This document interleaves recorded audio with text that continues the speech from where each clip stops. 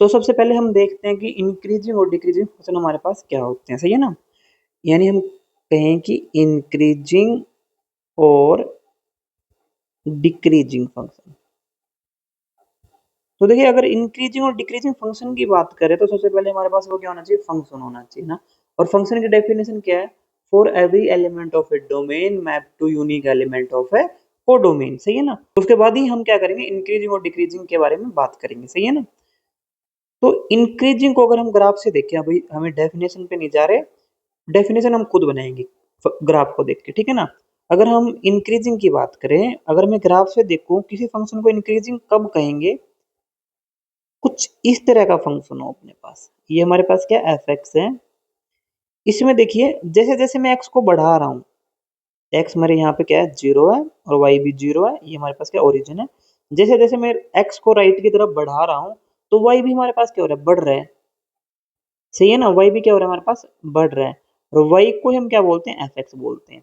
यानी हमारा फंक्शन जैसे जैसे एक्स को हम बढ़ाएं, अगर फंक्शन भी हमारा क्या हो, बढ़े, तो ऐसे फंक्शन को हम कहते हैं इंक्रीजिंग फंक्शन, ठीक है ना। इसका अपोजिट अगर हम देखें, ऐसा फंक्शन जो एक्स बढ़ा रहे हैं हम, लेकिन वाई क्या हो रहा है, घट रहा है। वाई क्या हो रहा है, घट रहा है। तो ऐसे फंक्शन को हम क्या कहेंगे, डिक्रीजिंग फंक्शन, सही है ना। कि भाई अगर हम x को तो क्या कर रहे हैं, बढ़ा रहे हैं, लेकिन जो फंक्शन है अपने पास वो क्या कर रहा है, घट रहा है। फंक्शन घटने का मतलब क्या है कि फंक्शन की जो वैल्यू है वो क्या हो रही है, घट रही है, सही है ना। यानी अगर हम इसको देखें कि मान लेते हैं कि यहाँ पे मेरे पास 5 था, यहाँ पे मैंने देखा, मान लेते हैं कि 7 है। यहाँ पे मान लो मैंने वैल्यू निकाली एफ ऑफ 5, और यहाँ पे निकाली मैंने एफ ऑफ 7, सही है ना।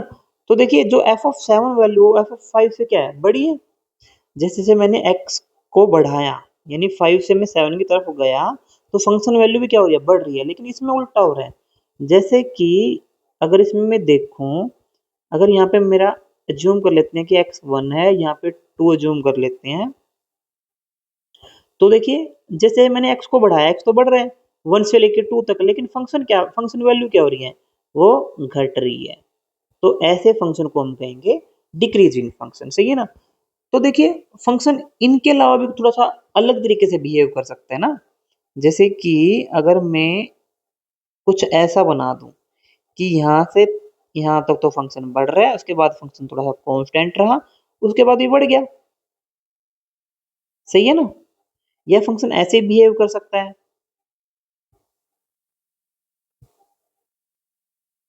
कि पहले फंक्शन घट रहा था, उसके बाद फिर कांस्टेंट हुआ, उसके बाद फिर अगेन घटना स्टार्ट कर गया, है ना। फंक्शन तो ऐसे भी हो सकता है। तो देखिए इन दोनों को अलग अलग करने के लिए ना, मतलब दोनों को अलग अलग डिफाइन करने के लिए, तो एक कंसेप्ट आता है इंक्रीजिंग और स्ट्रिक्टली इंक्रीजिंग, सही है ना। हम कह सकते हैं एक हमारे पास बनेगा इंक्रीजिंग और एक हमारे पास बनेगा स्ट्रिक्टली इंक्रीजिंग। ऐसे ही हम कह सकते हैं कि एक हमारे पास बनेगा डिक्रीजिंग और एक हमारे पास बनेगा स्ट्रिक्टली डिक्रीजिंग, सही है ना। तो ये फंक्शन देखिए, ये क्या हो रहा है, फॉर एवरी एक्स, अगर हम कोई भी एक्स उठा रहे हैं वो फंक्शन क्या होता है, इंक्रीज कर रहा है या डिक्रीज कर रहा है। ये फंक्शन देखिए क्या कर रहा है, यहाँ से यहाँ तक तो इंक्रीज कर रहा है, उसके बाद फिर कांस्टेंट रह के उसके बाद अगेन इंक्रीज कर रहा है। ऐसे ही ये फंक्शन हमारे पास यहाँ से यहाँ तक तो क्या कर रहा है, डिक्रीज कर रहा है, उसके बाद फिर कांस्टेंट रह रहा है, फिर उसके बाद क्या कर रहा है, अगेन डिक्रीज कर रहा है, सही है ना। तो ऐसे फंक्शन जैसे मान लो अगर हम इसको ग्राफ 1 बोल रहे हैं, इसको ग्राफ 2 बोल रहे हैं, ग्राफ 3 बोल रहे हैं और ग्राफ 4 बोल रहे हैं, ठीक है ना। तो देखिए फंक्शन ग्राफ 1 में फंक्शन क्या कर रहा है, इंक्रीज कर रहा है। इंक्रीज भी कैसे कर रहा है, स्ट्रिक्टली इंक्रीज कर रहा है ना। और ग्राफ 2 में फंक्शन क्या कर रहा है, स्ट्रिक्टली डिक्रीज कर रहा है। लेकिन ग्राफ 3 में स्ट्रिक्टली नहीं कर रहा है, इंक्रीज तो कर रहा है भाई, यहाँ से यहाँ तक तो फंक्शन इंक्रीज करा, उसके बाद कांस्टेंट फिर इंक्रीज करा। ऐसे ही फंक्शन यहाँ से यहाँ तक डिक्रीज करा, फिर अगेन कांस्टेंट रहा, फिर डिक्रीज कर गया। इसको ऐसे 3 और 4 को हम बोलेंगे कि हमारे पास क्या है, इंक्रीजिंग और डिक्रीजिंग। यानी हमारे पास ये क्या है, ये हमारे पास इंक्रीजिंग फंक्शन है, ये हमारे पास डिक्रीजिंग फंक्शन है। ये हमारे पास क्या है, एस आई स्ट्रिक्टली इंक्रीजिंग है, ये हमारे पास क्या है, एस डी है। सही है ना। देखिए अगर हम हमारे पास ये चार फंक्शन है, तो अगर हम इनकी डेफिनेशन बनाते हैं, देखिए तो अगर हम इनकी डेफिनेशन बनाते हैं तो हम क्या करते हैं, पहले दो की डेफिनेशन बनाते हैं। सही है ना। तो पहले दो की डेफिनेशन बनाने के लिए देखिए हमारे पास क्या है, ये दो फंक्शन दे रखे हैं ना, एक हमारे पास स्ट्रिक्टली इंक्रीजिंग है, एक स्ट्रिक्टली डिक्रीजिंग है। तो देखिए इनकी डेफिनेशन कैसे बनाएंगे, जब भी हम स्ट्रिक्टली इंक्रीजिंग और डिक्रीजिंग चेक करते हैं ना, वो हम किसी ना किसी इंटरवल पे चेक करते हैं। किस पे चेक करते हैं, इंटरवल पे चेक करते हैं। ठीक है ना। इंटरवल हमारे पास देखिए कैसे हो सकते हैं, या तो ओपन हो सकता है ए बी टाइप का, सही है ना, या हमारे पास क्लोज हो सकता है, या हम कह सकते हैं सेमी ओपन हो सकता है। हमारे पास सेमी ओपन में क्या हो जाएगा, एक तरफ क्लोज होता है, एक तरफ ओपन होता है। सही है ना। सही है। देखिए ये क्या होते हैं हमारे पास, बाउंडेड इंटरवल होते हैं, क्योंकि देखिए इनमें ए और बी फिक्स होते हैं। ठीक है ना। उसके अलावा हमारे पास इंटरवल कैसे होते हैं, अनबाउंडेड हो सकते हैं, जैसे कि माइनस इन्फिनिटी से इन्फिनिटी, ये तो हमारे पास पूरा का पूरा आर ही होता है। और एक हमारे पास होता है जीरो टू, मान लेते हैं ए टू इन्फिनिटी मान लेते हैं, या हम ये कह सकते हैं कि माइनस इन्फिनिटी टू ए। सही है ना। इस तरह के इंटरवल पे हम क्या चेक करेंगे, हमारा फंक्शन इंक्रीजिंग है या नहीं, या डिक्रीजिंग है या नहीं। ठीक है ना। तो अगर हमें कभी भी इंक्रीजिंग या डिक्रीजिंग चेक करना है, तो हम किस पे चेक करेंगे, इंटरवल पे चेक करेंगे। सही है ना। तो हम सबसे पहले क्या बना रहे हैं, स्ट्रिक्टली इंक्रीजिंग की डेफिनेशन बना रहे हैं। देखिए कैसे बनाएंगे, हमने यहाँ पे कहा ना कि फंक्शन इंक्रीज करे, यानी फंक्शन वैल्यू बढ़े जैसे जैसे हमारे पास एक्स बढ़ रहा है। या तो एक डेफिनेशन तो हम ये कह सकते हैं, दूसरी डेफिनेशन हम ये भी कह सकते हैं, if x1 and x2 belong in any interval. सही है ना। ये हमारे पास कैसे इंटरवल है, कैसा भी हो सकता है interval, such that f of x1 less then हो f ऑफ x2 से, और हमारे पास दैट इंप्लाई हो जाए f of x1 less then f of x2। तो हम कह देंगे हमारे पास जो फंक्शन है ना, वो कैसा हो जाएगा, then f is strictly increasing बन जाएगा। सही है ना। और इसके अपोजिट में अगर हम ये कहें कि if x1 and x2 belong in I such that x1 less than x2, but हमारे पास इनइक्वालिटी क्या आ जाए, अपोजिट आ जाए, यानी हम कह सकते हैं f ऑफ x1 वो ग्रेटर आ जाए f ऑफ x2 से। इसमें देखिए हमारे पास क्या है, x1 लेस देन x2 है, और इसमें इनइक्वालिटी सेम आई है, यानी x1 छोटा था और फंक्शन वैल्यू ऑफ x1 भी क्या आ गई, छोटी आ गई। यहाँ पे x2 बड़ा था और फंक्शन वैल्यू ऑफ x2 भी क्या आ गई, बड़ी आ गई। तो हम कहेंगे स्ट्रिक्टली इंक्रीजिंग आ जाएगा। सही है ना। और यहाँ पे हमारे पास क्या हो जाएगी, इनइक्वालिटी अपोजिट हो जाएगी, यानी अगर हमारे पास x1 छोटा है x2 से और फंक्शन वैल्यू क्या आ जाए, इसकी अपोजिट आ जाए। यहाँ पे देखिए छोटी वैल्यू पे तो बड़ी वैल्यू आ रही है और बड़ी वैल्यू पे छोटी वैल्यू आ रही है। सेम यहाँ पे हम कहेंगे x1 पे अगर छोटी वैल्यू पे बड़ी वैल्यू आ जाए और बड़ी वैल्यू पे छोटी वैल्यू आ जाए, तो हमारे पास क्या हो जाएगा, देन f इज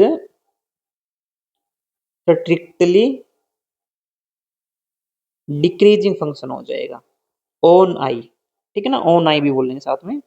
तो यहाँ पे हमारे पास ये दो डेफिनेशन बनती है, इंक्रीजिंग और डिक्रीजिंग, लेकिन कैसे, स्ट्रिक्टली इंक्रीजिंग और डिक्रीजिंग। ठीक है ना। ऐसे ही हम जो दो डेफिनेशन है अलग वो बनाते हैं। ठीक है ना। तो देखिए अगर मैं इनकी बात करूं कि इंक्रीजिंग और डिक्रीजिंग में क्या फर्क आएगा। ठीक है ना। अगर वहां पे हमारे पास स्ट्रिक्टली इंक्रीजिंग डिक्रीजिंग में देखिए क्या हुआ था, कि यहाँ पे इक्वलिटी नहीं थी ना, लेकिन यहाँ पे देखिए फंक्शन क्या हो रहा है, कुछ ना कुछ इक्वल भी हो रहा है। ठीक है, मतलब हर बार क्या नहीं हो रहा, बढ़ नहीं रहा, मतलब किसी ने किन्हीं दो वैल्यूओं के लिए, कम से कम दो वैल्यू के लिए फंक्शन क्या आ रही है, फंक्शन की वैल्यू क्या आ रही है, सेम आ रही है। सेम यहाँ पे कुछ ना कुछ वैल्यू, फंक्शन वैल्यू के लिए हमारे पास क्या हो रहा है, या हम कह सकते हैं कि x1 x2, अगर मैं ये चूज करूँ x1 x2, कुछ ना कुछ वैल्यू के लिए हमारे पास क्या आ रही है, वैल्यू सेम आ रही है। सही है ना। तो यहाँ पे हमारे पास क्या आ जाती है, इक्वलिटी आ जाती है। सही है ना। तो यानी अगर हम कहें कि if x1 and x2 belong in I किसी भी इंटरवल में such that x1 less than x2 that imply f of x1 less than equal to f of x2। बस इसमें और इस डेफिनेशन में इतना फर्क है, यहाँ पे इक्वलिटी नहीं आती है, इस डेफिनेशन में क्या आ जाएगी, इक्वलिटी आ जाएगी।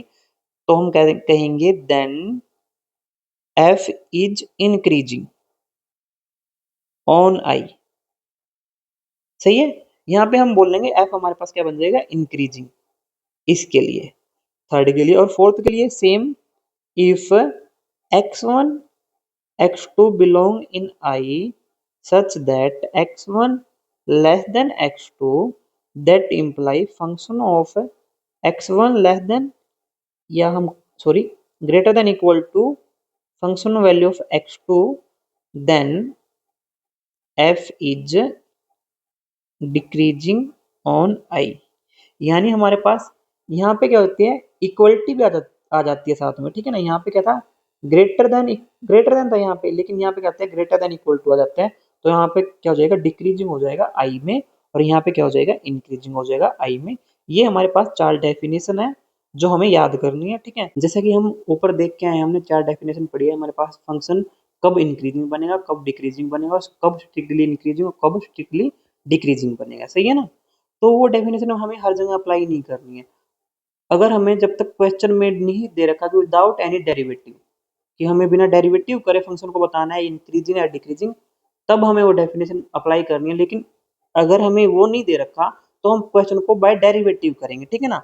तो वो देखिए हमारे पास क्या होती है, उनको बोलते हैं condition of monotonicity of a function, सही है ना। तो उसके लिए देखो मैं डेफिनेशन देता हूँ सबसे पहले कि हमारे पास कंडीशन क्या क्या होनी चाहिए, सही है ना।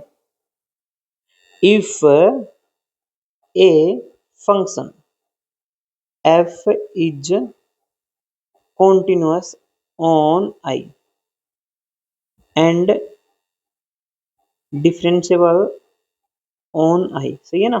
मैंने कहा कि हमारे पास कोई फंक्शन है वो कॉन्टिन्यूस भी होना चाहिए और डिफरेंशिएबल भी होना चाहिए आई इंटरवल में, ठीक है ना। आई हमारे पास क्या है, कोई भी एक इंटरवल है,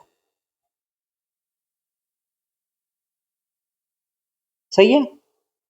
तो कब हम फंक्शन को इंक्रीजिंग और कब हम फंक्शन को डिक्रीजिंग बताएंगे, देखिए पहली कंडीशन क्या है, अगर फंक्शन का derivative greater than equal to 0 आ जाए फॉर ऑल, सिंपल मतलब क्या होता है, फॉर ऑल, ठीक है ना। For all x belong in I, ठीक है ना। तो हमारे पास फंक्शन क्या बन जाएगा, then f is increasing on I. Done. ऐसे ही अगर हमारे पास डेरिवेटिव ग्रेटर देन 0 आ जाए for all x belong in I के लिए, then function is strictly increasing हो जाएगा हमारे पास,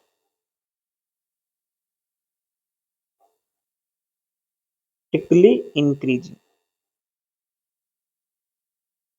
ऑन आई। ये हमारे पास क्या थी, इंक्रीजिंग और स्ट्रिक्टली इंक्रीजिंग के लिए। और थर्ड कंडीशन हमारे पास क्या है, अगर हमारे पास डेरिवेटिव फंक्शन का लेस देन इक्वल टू 0 हो जाए for all x belong in R, then f is decreasing on I. यानी फंक्शन हमारे पास क्या हो जाएगा, डिक्रीजिंग हो जाएगा, फंक्शन का डेरिवेटिव क्या आ जाए, लेस देन 0 आ जाए, लेस देन इक्वल टू 0 आ जाए, सही है।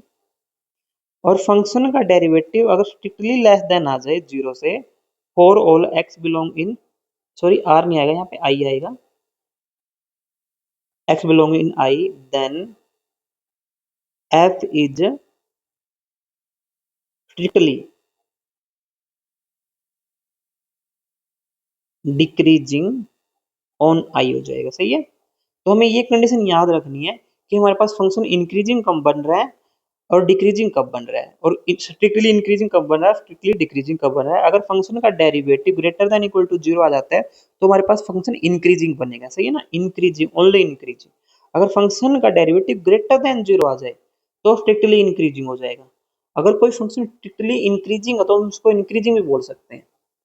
ऐसे ही अगर हमारे पास फंक्शन का derivative less than equal to 0 आ जाए for all x belong on I, तो हमारे पास फंक्शन क्या बन जाएगा, डिक्रीजिंग बन जाएगा उस इंटरवल पे। अगर स्ट्रिक्टली लेस देन आ जाए फंक्शन का डेरिवेटिव, तो फंक्शन हमारे पास क्या बन जाएगा, strictly less than strictly decreasing बन जाएगा उस इंटरवल पे। सही है ना, तो ये कंडीशन हमें याद रखनी है, क्योंकि इन्हीं कंडीशन को हम क्या करेंगे, क्वेश्चन में अप्लाई करेंगे। चलो आइए हम अब क्वेश्चन करते हैं, और जो ये पीडीएफ है, जो हम क्लास नोट्स हैं, वो आपको डिस्क्रिप्शन में मिल जाएंगे लिंक में, ठीक है।